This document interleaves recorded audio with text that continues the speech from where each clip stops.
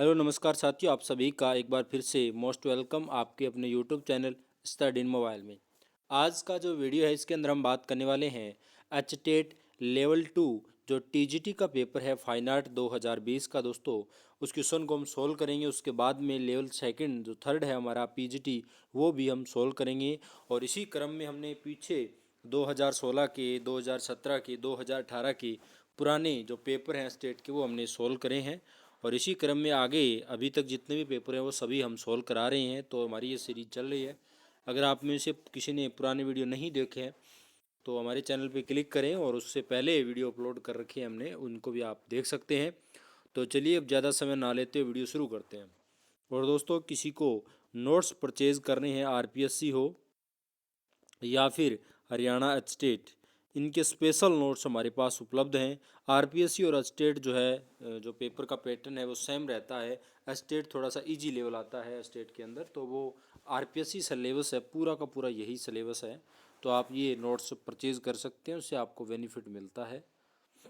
चलिए पहला क्वेश्चन देखिएगा।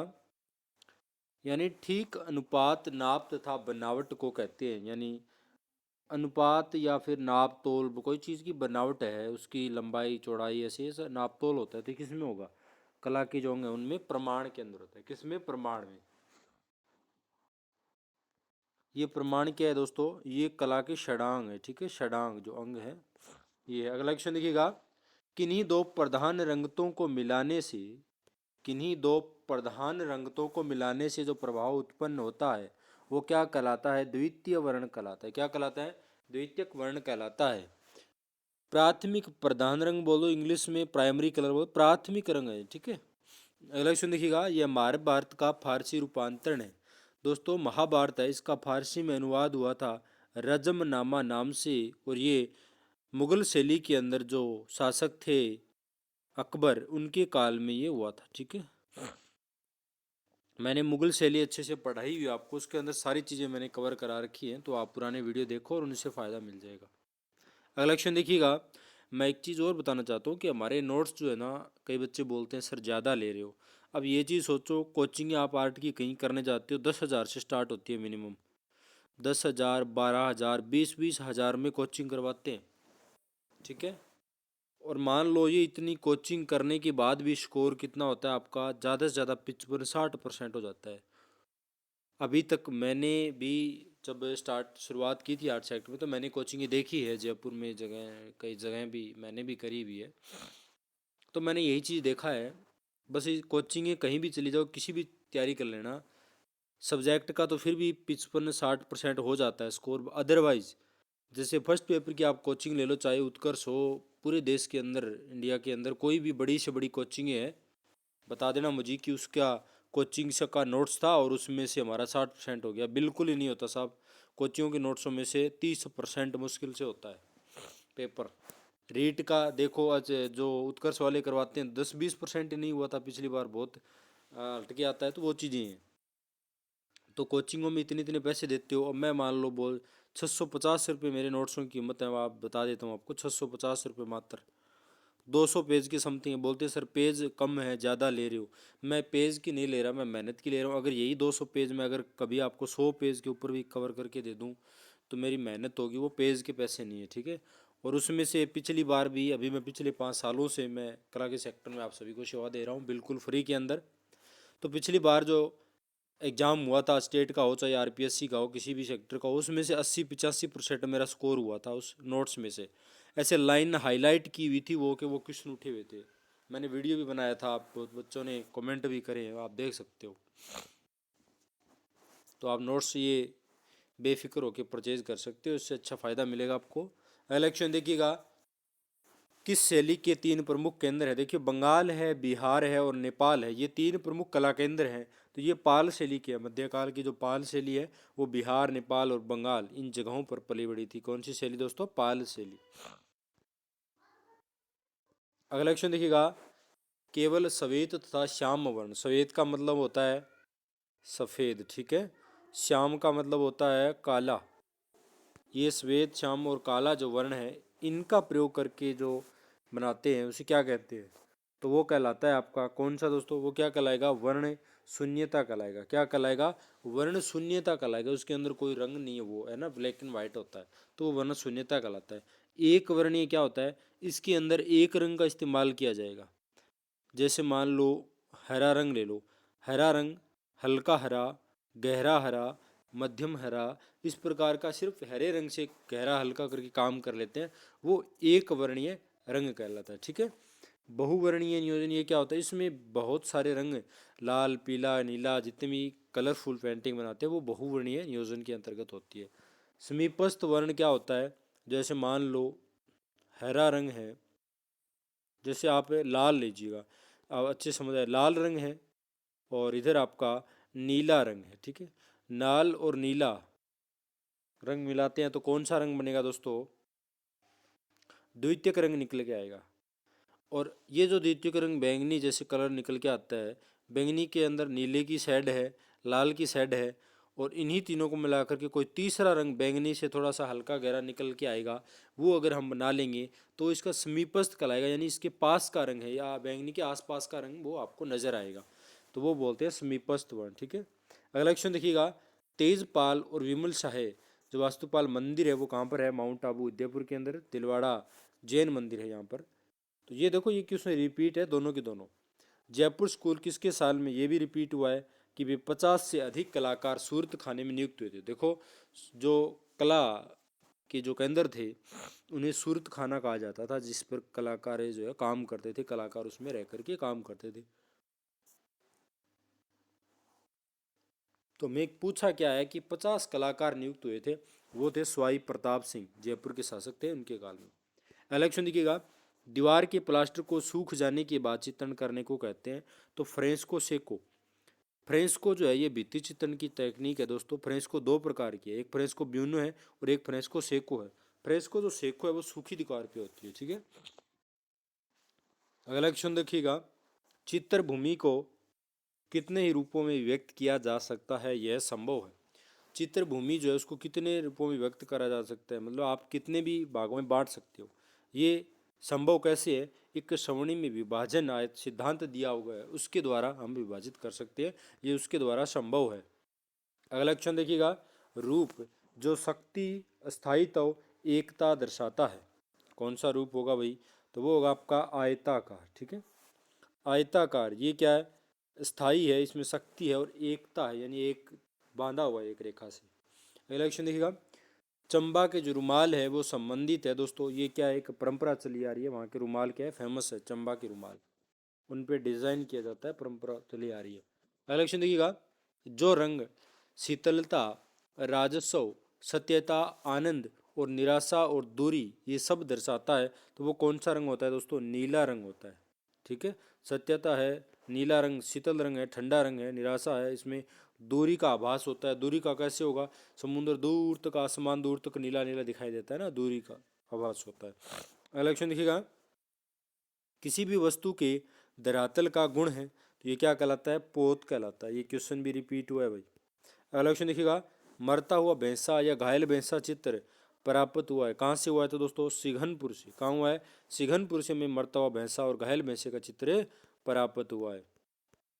अगला क्वेश्चन देखिएगा, कांच, पत्थर इत्यादि के रंगीन टुकड़ों को चिपकाकर बनाया गया चित्र कहलाता है।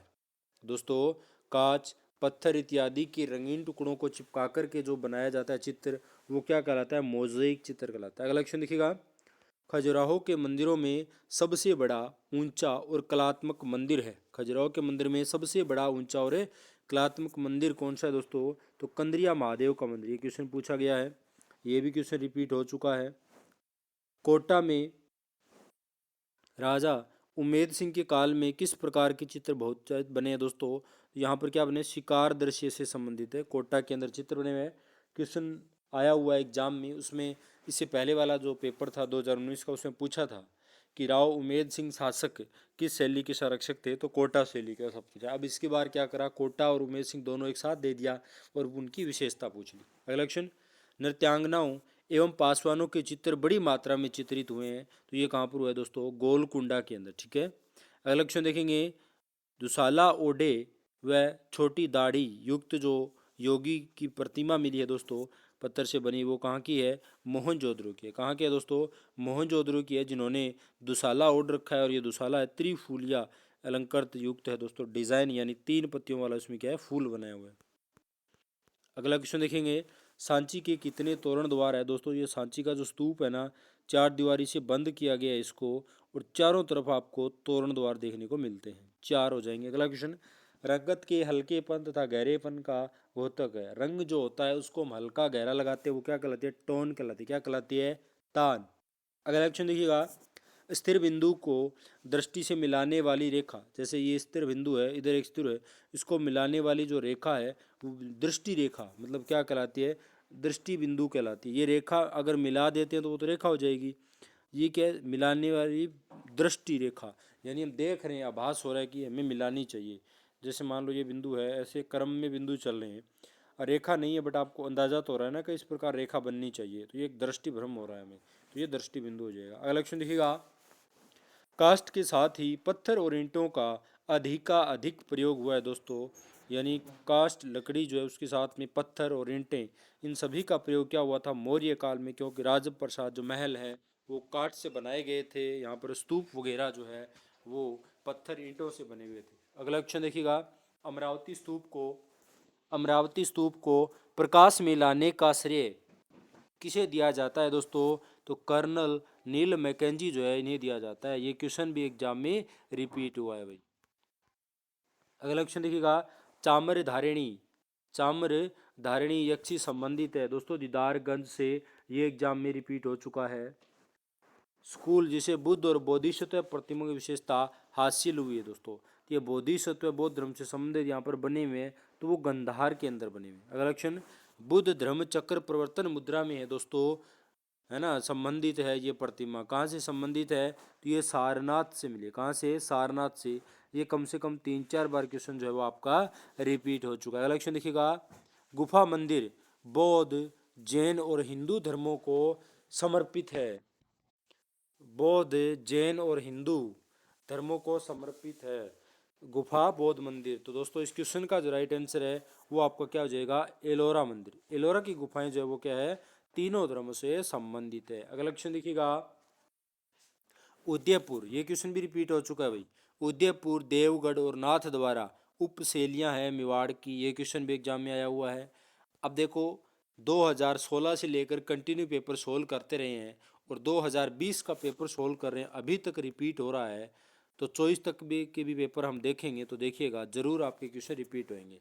अगला क्वेश्चन देखिएगा, स्तूप के अवशेषों को स्थानांतरित कर दीर्घा में पुनर्निर्माण किया गया है। तो ये भारतीय कलकत्ता संग्रहालय के अंदर दोस्तों जो स्तूप मिले थे उनको उठा कर के वहाँ पर स्तूपों को, पत्थरों के टुकड़ों को सही ढंग से जचा दिया गया है। तो ये कहाँ पर संग्रहित है? कलकत्ता में। अगला क्वेश्चन देखिएगा, वंडर ऑफ एज जिसे नादिर उज्जमा भी कहते हैं, नादिर उज जमा यानी वंडर ऑफ एज, ये जो उपाधि है जहांगीर ने प्रदान करी थी अपने राज दरबार में कार्यरत चित्रकार को, तो वो कौन थे? अबुल हसन थे। अगला क्वेश्चन देखिएगा, राजस्थानी कलाकार जिसने जलरंग को तेल रंग की तरह प्रयोग किया था, तो वो थे भूर सिंह शेखावत, जिन्होंने जलरंग जो है उसको तेल रंग की तरह इस्तेमाल करा था, यानी गाढ़े गाढ़े मोटे मोटे घात के रूप में रंगों को लगाया था। अगला क्वेश्चन, राजस्थान का कलाकार वर्तमान तक जलरंग में दृश्य चित्रित करता रहा, ये कि पेपर जो 2020 का है दोस्तों, ध्यान रखिएगा, राम जेसवाल। अगला क्वेश्चन देखिएगा, किसके काल में दास्तान ए अमीर हमजा यानी हमजा नामा चित्रित हो? अगर क्वेश्चन ऐसा होता कि किसके काल में हमजा नामा की शुरुआत हुई, तो वो हुई थी हुमायूं के काल में। और चित्रित किसके काल में हुआ था? अकबर के काल में। अगला क्वेश्चन देखिएगा, सिगरिया की गुफाएं स्थित है, ये क्वेश्चन भी रिपीट हुआ है। सिगरिया गुफाएं कहाँ है? श्रीलंका में।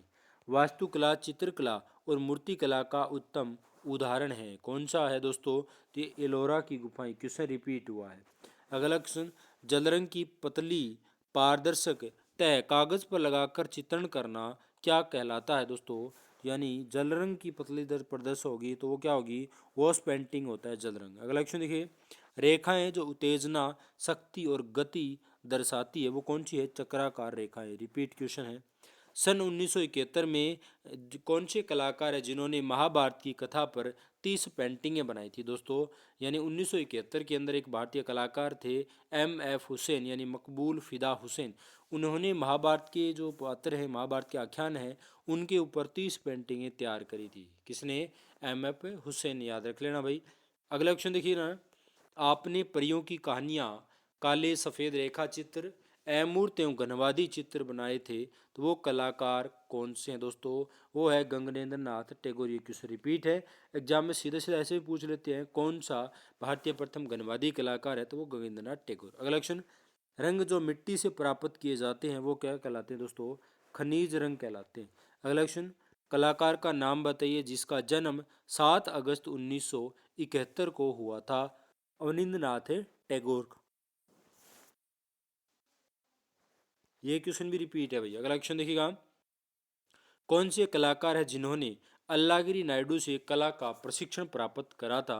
तो वो कौन से कलाकार है दोस्तों? राजा रवि वर्मा, जिन्होंने तेल रंगों में जो है इनसे सीखा था। ये क्वेश्चन रिपीट हुआ है। वीणा वादिनी चित्र के कलाकार कौन है दोस्तों? तो ये कौन है? राजा रवि वर्मा। इस क्वेश्चन का राइट हो जाएगा।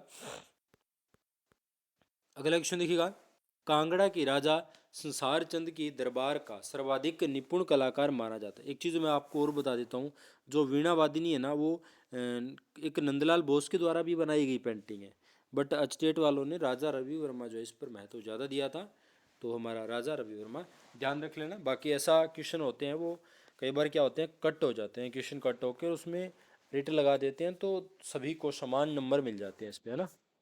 अगला क्वेश्चन देखिएगा, कांगड़ा के राजा संसार चंद के दरबार का सर्वाधिक निपुण जो कलाकार है वो कौन था? परखू था। कौन था भाई? परखू। अगला क्वेश्चन देखिएगा, वे बसोली चित्रकला के प्रथम प्रमुख आश्रयदाताओं में थे। बसोली की जो चित्रकला शैली थी ना, उसको आश्रय देने वाले कौन थे? राजा कृष्णपाल थे भाई। अगला क्वेश्चन, तारीख ए अल्फी क्या है दोस्तों? तारीख ए अल्फी एक ग्रंथ है जिसके अंदर दुनिया का इतिहास है। अगला क्वेश्चन, उस कलाकार का नाम बताइए जिसने Picasso, broke, Henry मातिस, Paul Goga के चित्रों से प्रेरणा ग्रहण करी थी। तो वो जो कलाकार है वो है अमृता शेरगिल। अगला क्वेश्चन देखिएगा, ये क्वेश्चन भी रिपीट हुआ है भाई। गंगा अवतरण उभारदार मूर्ति शिल्प स्थित है दोस्तों, ये कहाँ पर है? महाबलीपुरम में। गंगा को जमीन पे क्या है? अवतरित होते हुए दिखाया गया। अगला क्वेश्चन, ये क्वेश्चन भी रिपीट है, लाडली दास नानक राम रामनाथ और जोशी स्वाई राम ये कलाकार थे दोस्तों, तो किस शैली के कलाकार थे? किशनगढ़ स्कूल के। रिपीट हुआ है। स्थानीय लोग कौन सी गुफाओं को, ये भी रिपीट है, पंच पांडव के नाम से पुकारते हैं दोस्तों?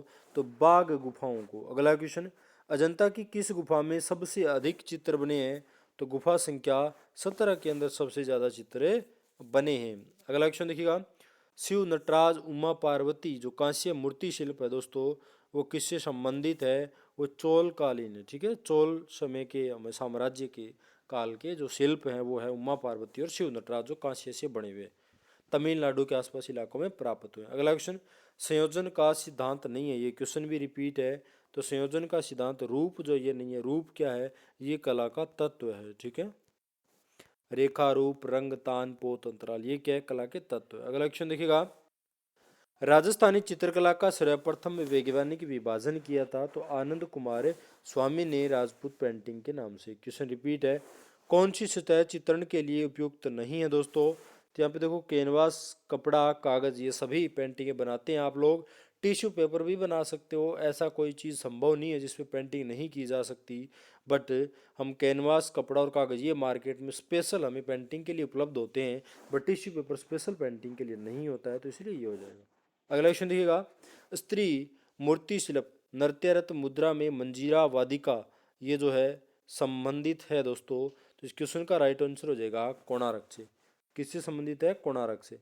लोक जीवन व लोक कला से प्रेरित है। लोक जीवन और लोक कला से प्रेरित कौन है दोस्तों?